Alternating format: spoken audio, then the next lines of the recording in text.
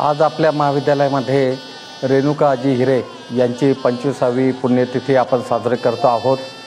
आपल्या सर्वांना रेणुका आजी हिरे यांचं कार्य विदित आहे। कर्मवीर भाऊसाहेब हिरे यांनी आदिवासी सेवा समिती आणि महात्मा गांधी विद्या मंदिर या महाराष्ट्रातील अग्रगण्य शैक्षणिक संस्था स्थापन केल्या आणि या संस्था स्थापन केल्यानंतर तळागाळातील समाजातील मुलांना शिक्षण मिळावं ही त्यांची तळमळ होती आणि हे कार्य आजही अखंडपणे चालू आहे।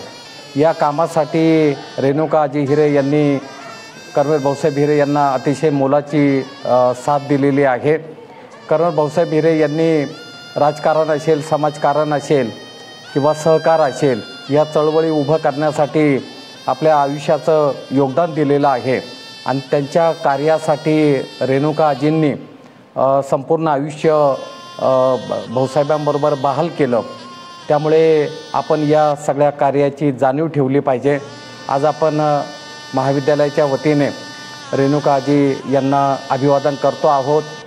आम्ही प्रत्यक्ष रेणुका आजींना पाहिलेलं आहे आणि तो मायेचा हात जेव्हा आशीर्वाद रूपी तो हात मिळाला तेव्हा मला स्वतःला तरी माझ्या जीवनाची कृतकृत्यता झाली असं वाटतं। मी रेणुका आजींना अभिवादन करून इथे थांबतो। धन्यवाद।